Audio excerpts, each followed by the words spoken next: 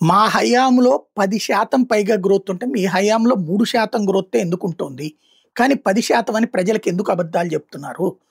మా హయాంలో అమ్మకం పన్ను భారీగా అమ్మకపు ఆదాయం భారీగా పెరిగింది.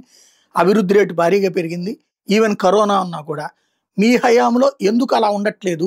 కానీ ప్రజలకు మాత్రం మెరుగైన ఆర్థిక వ్యవస్థని ఎందుకు అబద్ధాలు చెప్తున్నారు? Controller and auditor general CAG ఇచ్చే నివేదిక ఆధారంగా జగన్ రైట్ చేసుకొచ్చినటువంటి కీలకమైనటువంటి ప్రశ్నలు. 2025-26 ఆర్థిక సంవత్సరం మొదటి 6 నెలలకు సంబంధించి కాగ్ విడుదల చేసిన గణాంకాలు పరిశీలిస్తే రాష్ట్ర ప్రభుత్వ ఆదాయాల వృద్ధి అత్యంత నిరాశాజనకంగా ఉందన్నది స్పష్టమవుతోంది. మేము అధికారంలోకి వస్తే సంపద సృష్టిస్తామంటూ టీడీపీ జనసేన నేతలు చెప్పిన దానికి విరుద్ధంగా రాష్ట్ర ఆర్థిక పరిస్థితి ఉంది. ఆర్థిక రంగంలో టీడీపీ కూటమి ప్రభుత్వం పనితీరు ఒకసారి పరిశీలిస్తే వాళ్ళ ఘోర వైఫల్యాలు కళ్ళకు కట్టినట్టు కనిపిస్తాయి. 25-26 ఆర్థిక సంవత్సరం మొదటి 6 నెలల్లో రాష్ట్ర ప్రభుత్వ సొంత పన్ను ఆదాయాల వృద్ధి కేవలం 7.03%. 25-26లోనైనా రాష్ట్ర ఆర్థిక పరిస్థితి కోలుకుంటుందని చాలా మంది ఆశించారు. కానీ కాగ్ విడుదల చేసిన గణాంకాలు పరిశీలిస్తే రాష్ట్ర ఆర్థిక పరిస్థితి మరింత ఆందోళనకరంగా ఉందన్నది స్పష్టమవుతుంది.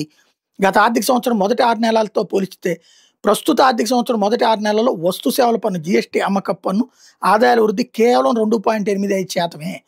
23-24 నుంచి 25-26 వరకు 2 ఆర్థిక సంవత్సరాల్లో మొదటి 6 నెలల్లో రాష్ట్ర ప్రభుత్వం సొంత పన్ను ఆదాయాల వార్షిక వృద్ధి రేటు CAGRతో పోల్చితే ప్రస్తుత ఆర్థిక సంవత్సరం మొదటి 6 నెలల్లో రాష్ట్ర ప్రభుత్వ సొంత పన్నుల ఆదాయాల వృద్ధి కేవలం 2.75% మాత్రమే ఉన్నప్పటికీ రాష్ట్రం అద్భుతమైన ఆర్థిక వృద్ధి సాధిస్తోందంటూ ప్రజలు నమ్మించడానికి చంద్రబాబు ప్రయత్నిస్తున్నారు. టీడీపీ కూటమి ప్రభుత్వం 24-25లో జీఎస్టీపీ రాష్ట్ర స్థూలోత్పత్తి 12.02% సాధించామని, 25-26లో 17.1% వృద్ధి సాధించాలని లక్ష్యంగా పెట్టుకున్నామని ప్రకటించింది. కానీ ఫలితాలు అత్యంత దారుణంగా ఉన్నాయన్నది కాగ్ విడుదల చేసిన గణాంకాలు తేల్చి చెబుతున్నాయి. ఈ స్థాయిలో జీఎస్టీపీ వృద్ధి సాధించాలంటే 2 ఏళ్ల కాలంలో భారీ ఎత్తున పెట్టుబడులు నిధులు ఏం చేయాలి? అప్పుడు జీఎస్డీపీలో CAGR 14.53% అవుతుంది.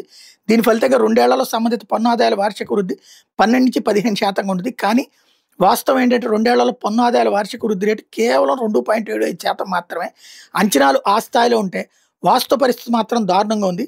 గత 2 ఏళ్లలో మూలధనం వ్యయం వార్షిక వృద్ధి రేటు 16% తగ్గడం అత్యంత ఆందోళన కలిగించే అంశం. 25-26 తొలి త్రైమాసికంలో రాష్ట్ర సొంత పన్నుల ఆదాయం వృద్ధి కేవలం 3.47% మాత్రమే. గత సంవత్సరంతో పోలిస్తే ఈ సంవత్సరం తొలి త్రైమాసికంలో జీఎస్టీ అమ్మకపు పన్ను ఆదాయాలు బాగా తగ్గినాయి. కానీ చంద్రబాబు నాయుడు మాత్రం గత ఏడాదితో పోలిస్తే 25-26లో తొలి త్రైమాసికంలో జీఎస్టీపీ వృద్ధి రేటు 10.5% అధికంగా ఉందని ప్రకటించారు. ఇది పూర్తిగా వాస్తవం. గత 5 ఏళ్లలో 19-24 మధ్య ఆంధ్రప్రదేశ్లో సొంత పన్నుల ఆదాయం వార్షిక వృద్ధి రేటు 9.87% తన 5 ఏళ్ల పరిపాలనలో జగన్ టైంలో. రాష్ట్ర ప్రభుత్వ సొంత పన్నుల ఆదాయం 56,031 కోట్ల నుంచి 92,922 కోట్లకు పెరిగింది. 5 ఏళ్లలో ఆంధ్రప్రదేశ్ జీఎస్టీపీ వార్షిక వృద్ధి రేటు 10.23% ఉంది. గత 5 ఏళ్లలో జీఎస్టీపీ వృద్ధి పన్నుల ఆదాయాల వృద్ధితో పోల్చితే టీడీపీ కూటమి ప్రభుత్వ హయాంలో జీఎస్టీపీ పన్ను ఆదాయాల వృద్ధి తక్కువగా ఉందన్నది స్పష్టమవుతుంది. అయినా రాష్ట్రం వేగంగా అభివృద్ధి చెందుతోందని చంద్రబాబు ఎలా చెప్పగలరు? రాష్ట్రం దూసుకుపోతున్నట్టు కనిపించే ఏకైక అంశం అప్పుల విషయంలోనే.